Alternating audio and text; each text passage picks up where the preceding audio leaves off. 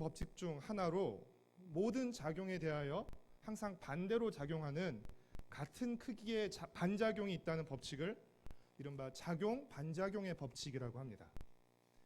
예를 들면 빙판 위에서 한 사람을 밀면, 한 사람이 다른 사람을 밀면 민 사람도 반대쪽으로 밀리게 되는 것, 이것이 바로 작용 반작용의 법칙 때문입니다.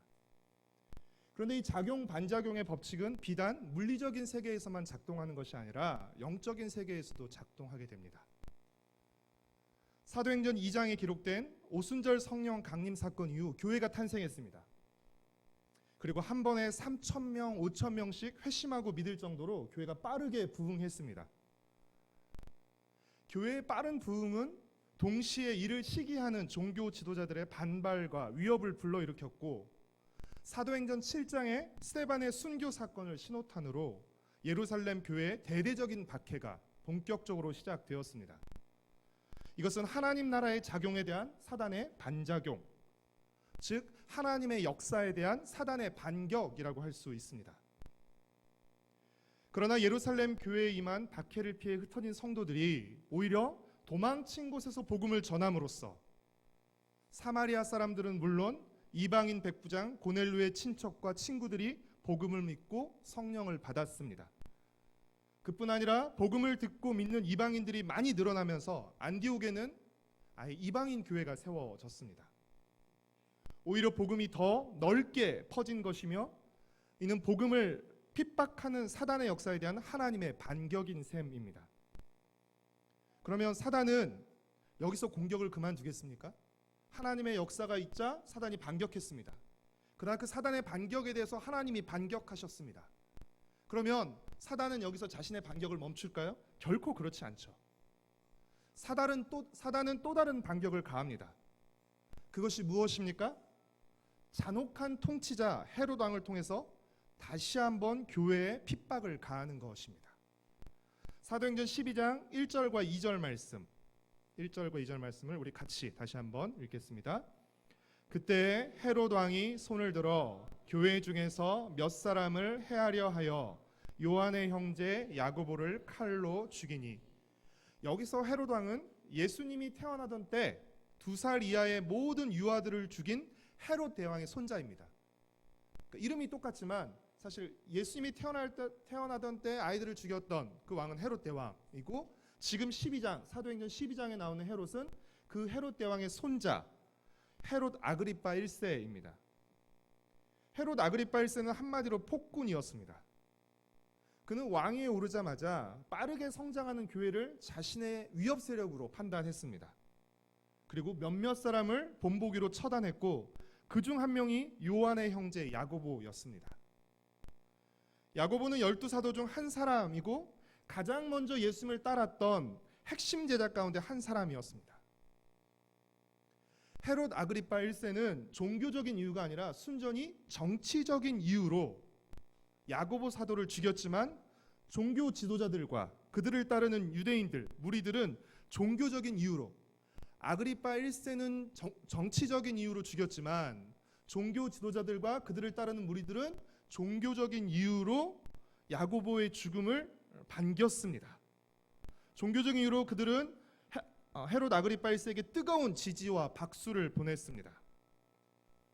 사도 야고보를 죽일 때만 해도 헤롯은 베드로까지 죽일 생각은 없었습니다. 근데 야고보를 죽이고 보니까 반응이 너무 뜨거운 거예요.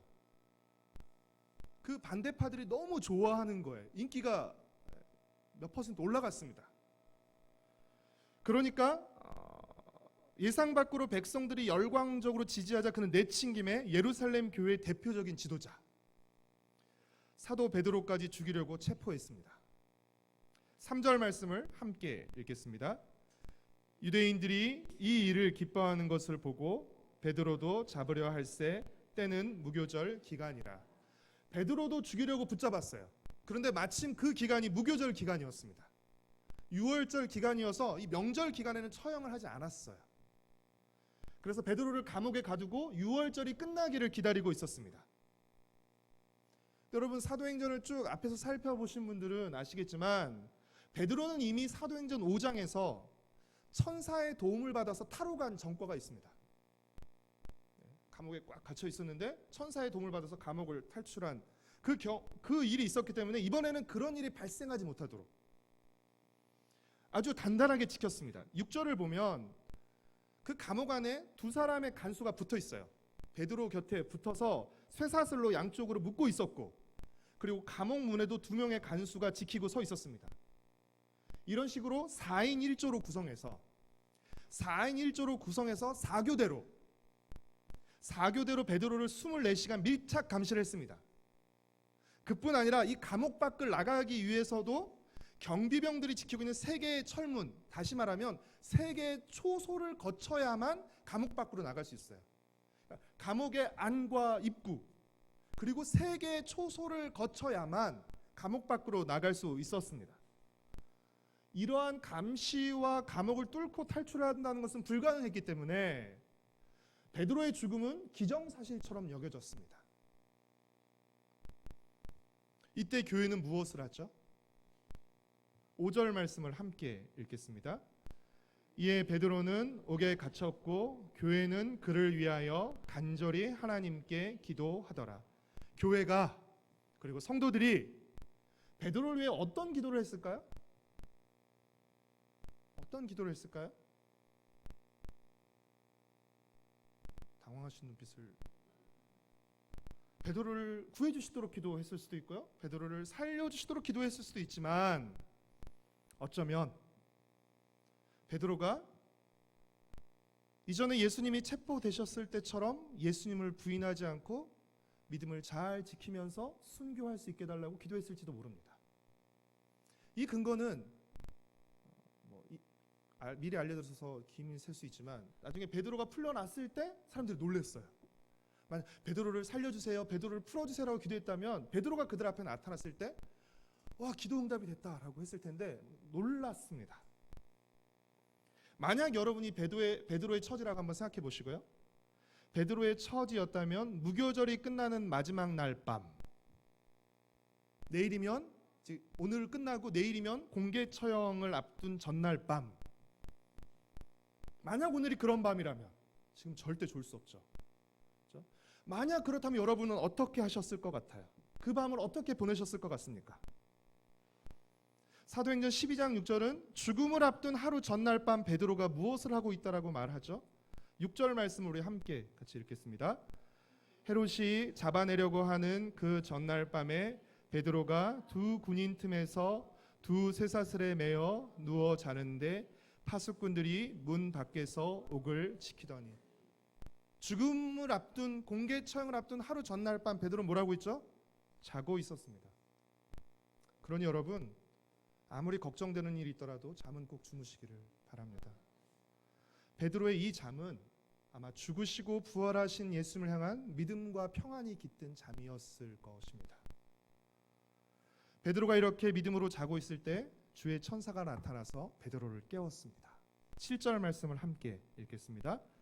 호련히 주의 사자가 나타나매 옥중에 광채가 빛나며 또 베드로의 옆구리를 쳐 깨워 이르되 급히 일어나라 하니 쇠사슬이 그 손에서 벗어지더라.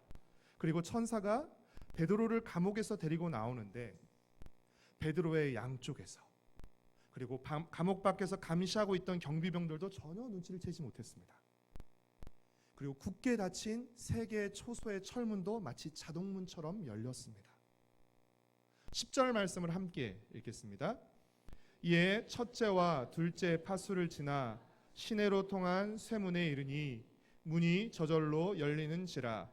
나와서 한 거리를 지나매 천사가 곧 떠나더라. 사실은 베드로도 이 감옥 밖으로 거리에 나올 때까지 꿈인지 생신인지 몰랐어요. 이게 환상인가 비몽사몽했습니다. 그러나 천사가 떠나가고 나서야 정신이 들었습니다. 그래서 베드로는 예수님의 승천 이후에 제자들이 모여 기도하던 집, 오순절에 성령 강림을 경험했던 집, 그리고 종종 모여 함께 기도하던 마가 요한의 어머니 마리아의 집에 가서 자신을 위해 기도하던 성도들을 만났습니다. 그런데 자신을 위해 기도하는 성도들을 만나는 이 만남의 과정에서 베드로는 약간 당혹스러운 일을 겪게 됩니다. 그것이 무엇이죠? 세 개의 철문으로 가로막힌 철통같이 막힌 감옥에서 나온 베드로가 마리아의 집 대문 밖에 서서 그 대문을 열어줄 때까지 계속 두드렸다는 것입니다. 감옥의 문은 이렇게 뚫고 나왔는데 그 집 대문을 들어가지 못하고 계속 그 문을 열어줄 때까지 두드린 것입니다. 이 로데라는 여종이 대문 밖에서 들린 베드로의 목소리를 듣고 처음엔 조용히 불렀겠죠. 그렇죠? 근데 안 열어줘요.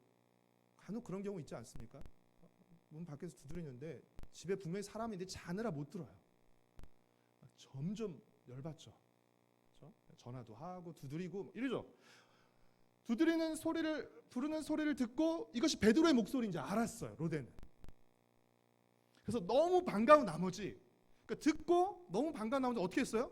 문을 열어주고 간 게 아니라 열어주지 않고 다시 집 안으로 들어갔습니다.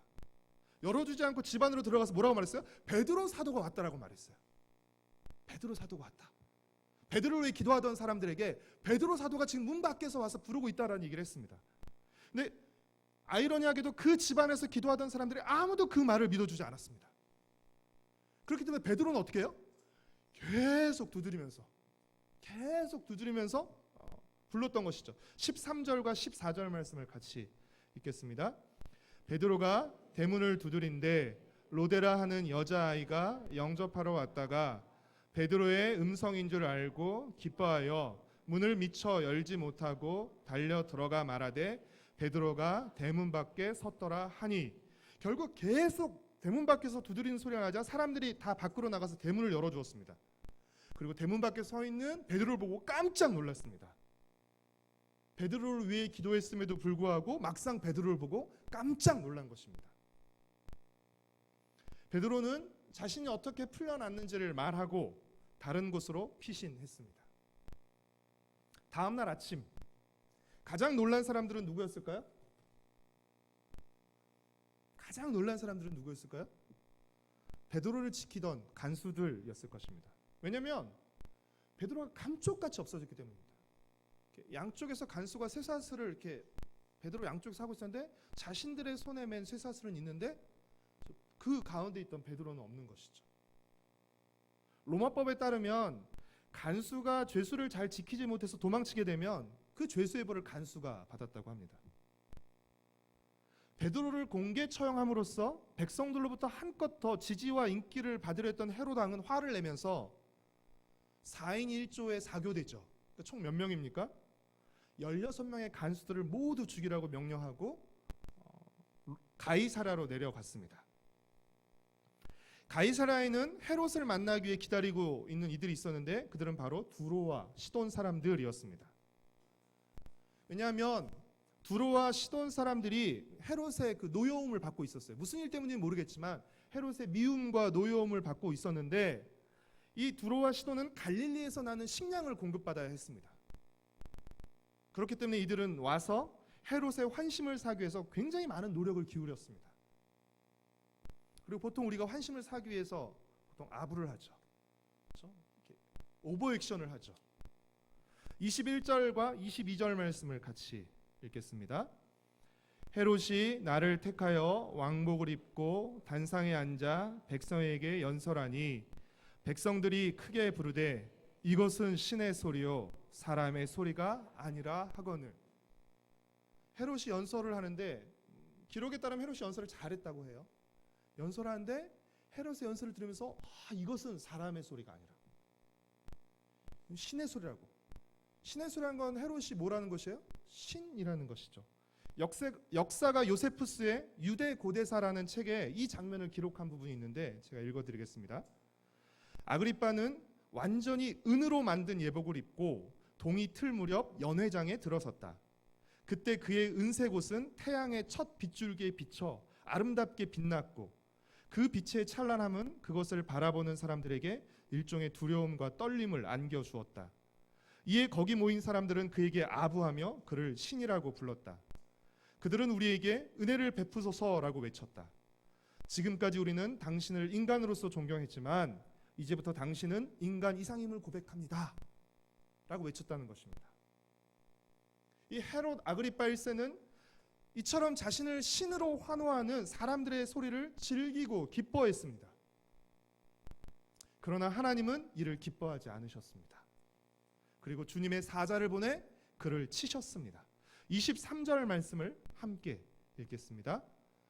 헤롯이 영광을 하나님께로 돌리지 아니하므로 주의 사자가 곧 친히 벌레에게 먹혀 죽으니라. 누가는, 사도행전을 기록한 누가는 지금 뭐라고 기록하고 있어요? 헤롯이 벌레에게 먹혔다라고 말하고 있습니다. 그러나 앞서 언급했던 역사가 요세푸스의 책에는 이렇게 기록하고 있습니다. 심한 통증이 그의 배에서 일어났다. 그 통증은 너무나 격심해져서 그는 그의 왕궁으로 옮겨졌고 거기에서 5일 후에 죽었다. 역사가 요세푸스의 기록입니다. 학자들은 헤롯 아그리파 1세의 사인을 복막염 또는 장폐색 또는 비소 중독 등 여러 가지로 추측합니다. 그러나 분명한 그의 죽음의 원인은 무엇입니까? 그의 분명한 사인은 무엇입니까? 주님의 심판입니다. 하나님은 자신의 종 야고보를 칼로 죽인 폭군 헤롯 왕을 심판의 칼로 죽이신 것입니다. 사랑하는 성도 여러분, 오늘 본문에는 두 죽음이 등장합니다. 누구와 누구의 죽음이죠? 사도 야고보의 죽음과 헤롯 왕의 죽음입니다. 사도 야고보의 죽음은 어떻게 보면 허망하고 불행한 죽음이라고 할 수 있습니다. 왜 그렇죠? 폭군 헤롯 왕이 자신의 정치적인 입지를 다지기 위해서 희생양으로 야고보를 죽인 것이기 때문에 그렇습니다. 자신의 정치적인 입지를 위해서 야고보를 죽인 것이에요. 헤롯 왕은 자신이 가진 권력의 칼로 야고보를 죽였고 베드로를 지켰던 16명의 간수들을 손쉽게 죽였습니다. 그는 말 한마디로 사람을 죽이고 또 신으로 추앙받을 만큼 절대 권력을 지닌 사람이었지만 그 역시 하나님의 칼을 피할 수는 없었습니다. 주님의 천사가 그를 쳤고 그는 왕위에 오른 지 7년 만에 죽고 말았습니다. 여러분, 헤롯 왕의 죽음은 무엇을 의미하죠? 하나님을 대적하는 모든 사람들은 누구나 하나님의 심판을 받게 된다는 것을 우리에게 보여주는 것입니다. 그가 왕이 되었든 어떤 권력자이든 하나님을 대적하는 사람은 하나님의 심판을 받게 된다는 것입니다. 사랑하는 성도 여러분, 이 두 사람의 죽음 중 누구의 죽음이 더 비참한 죽음입니까? 이 두 사람의 죽음 중 누구의 죽음이 더 고귀한 죽음입니까? 우리는 이 질문에 대한 답을 분명하게 답할 수 있어야 합니다. 그래야 우리가 어떻게 살고 어떻게 죽을지 가늠할 수 있기 때문입니다.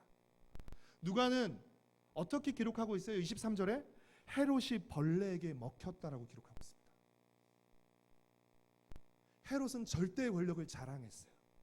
자신을 신으로 여겼습니다. 그러나 그는 벌레에게 먹혀 죽었습니다. 가장 미물인 벌레에게 먹혀 죽었습니다. 어쩌면 벌레에게 먹혀 죽었다는 이 표현은 그의 삶이 벌레만도 못한 삶이었다는 것을 보여주는 표현인지도 모릅니다. 사랑하는 성도 여러분, 사단은 헤롯 아그리파 1세라는 폭군을 통해서 하나님의 역사에 반격을 가했습니다. 야고보 사도를 죽이고 베드로마저 죽이려 했지만 하나님은 베드로를 구해내시고 헤롯 왕을 치셨습니다. 여러분, 이 같은 영적인 작용 반작용의 법칙은 사도행전에서뿐 아니라 지금도 작동하고 있습니다. 언제 어디서든 하나님의 역사가 나타나는 곳에는 반드시 사단의 반격이 있습니다. 다시 말씀드립니다. 언제 어디서든 하나님의 역사가 나타나는 곳에서는 사단의 반격도 있습니다. 그러나 우리는 그 사단의 반격을 두려워할 필요가 없습니다. 왜 그렇죠? 사단의 반격이 반드시 있을 것이에요. 없을 것이라고 생각하시면 안 됩니다. 여러분, 너무 순진하신 것이에요. 너무 아무것도 모르는 것이세요. 분명히 하나님의 역사가 나타나는 곳에는 사단의 역사도 있을 것입니다. 그러나 우리는 사단의 역사를 두려워할 필요는 없습니다. 왜 그렇습니까? 주님께서 사단의 모든 반격과 공격을 다 막아내시고 주님의 나라는 흥왕할 것이기 때문입니다. 결국은 사단이 패하고 주님이 승리하실 것이기 때문입니다. 우리는 바로 이 승리의 주님이 거두실 최후의 승리를 믿고 오늘을 믿음으로 싸우는 사람들, 승리의 편에서 살아가는 사람들인 것입니다. 사랑하는 성도 여러분, 사도행전에서뿐 아니라 교회사를 보면 모든 하나님의 사람과 하나님의 교회는 고난과 박해 속에서 성장해 왔습니다. 도대체 왜 그럴까요? 왜 모든 하나님의 사람과 하나님의 교회는 고난과 박해 속에서만 성장하는 것일까요? 저는 오늘 설교를 준비하면서 한 가지 단서를 발견했습니다. 그것은 고난과 박해 속에서 성도와 교회가 하나님을 신뢰하고 의지하면서 기도와 말씀이 흥왕하기 때문입니다. 고난과 박해 속에서 하나님을 의지하면서 그의 기도가, 그가 붙드는 말씀이 흥왕하기 때문입니다.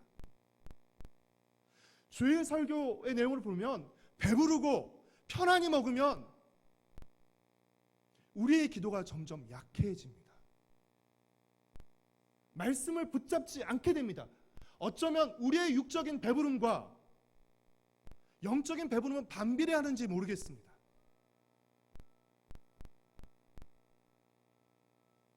야고보가 죽고 베드로가 체포돼서 죽음을 하루 앞둔 상황에서 기둥 같은 베드로 사도가 죽음을 앞둔 상황에서 성도들은 간절히 기도했고 더욱 굳게 말씀을 붙들었습니다. 그 결과 고난과 박해 속에서 하나님의 역사가 나타난 것입니다. 고난과 박해 속에서 하나님의 반격이 시작된 것입니다. 그리고 하나님의 말씀은 흥왕했던 것입니다.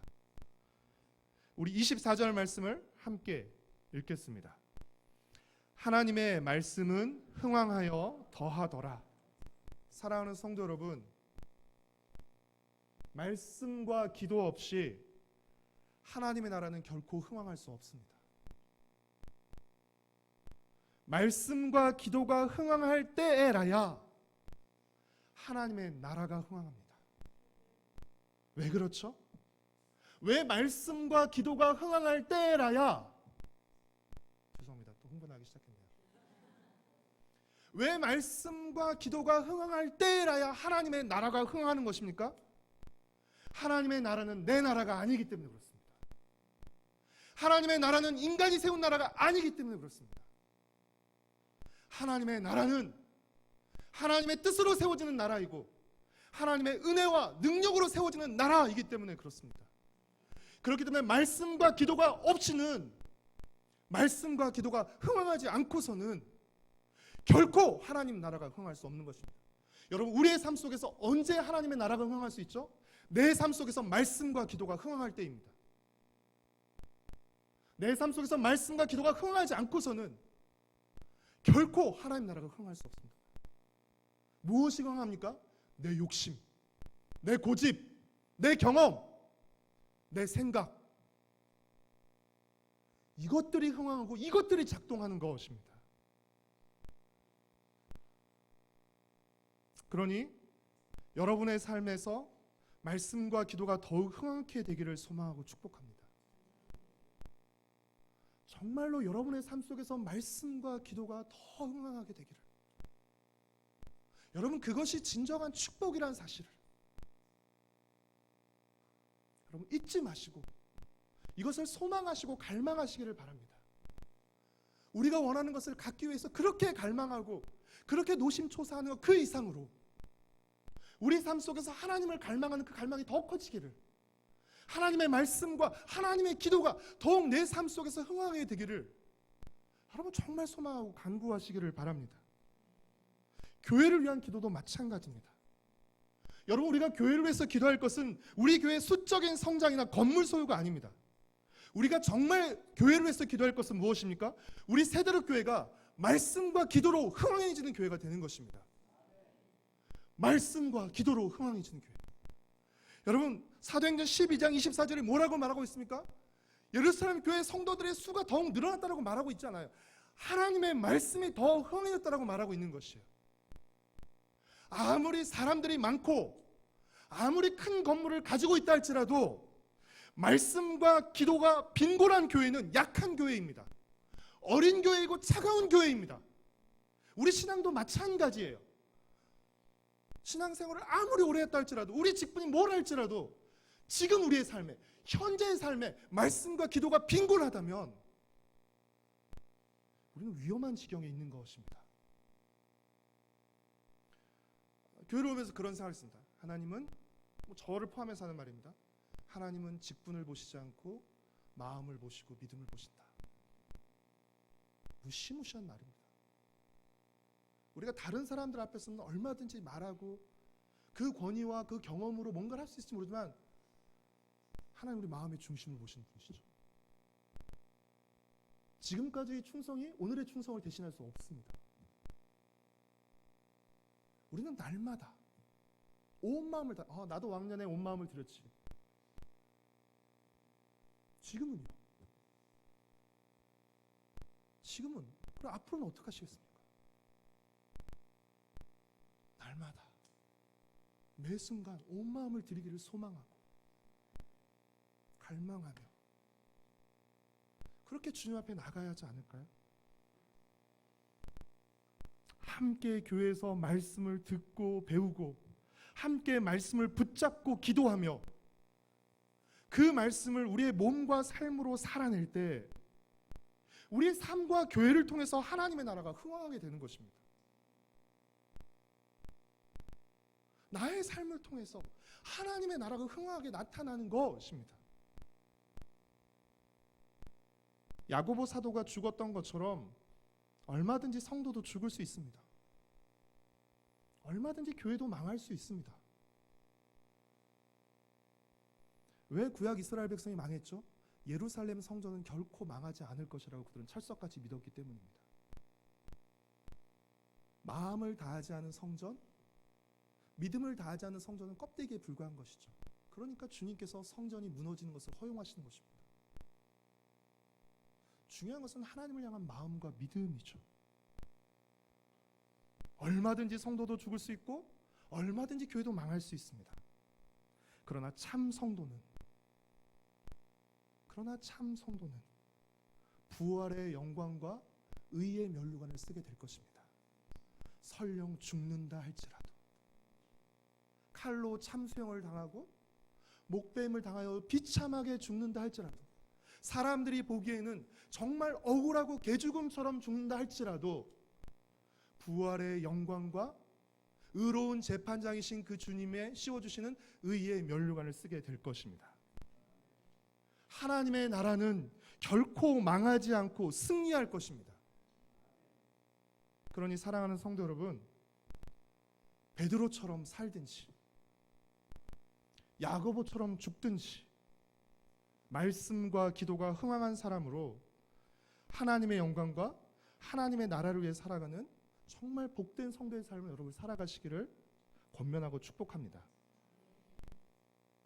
제가 오늘 설교를 준비하면서 읽었던 존 스토트의 사도행전 강해에 나오는 한 부분을 읽고 오늘 설교를 마무리하고자 합니다.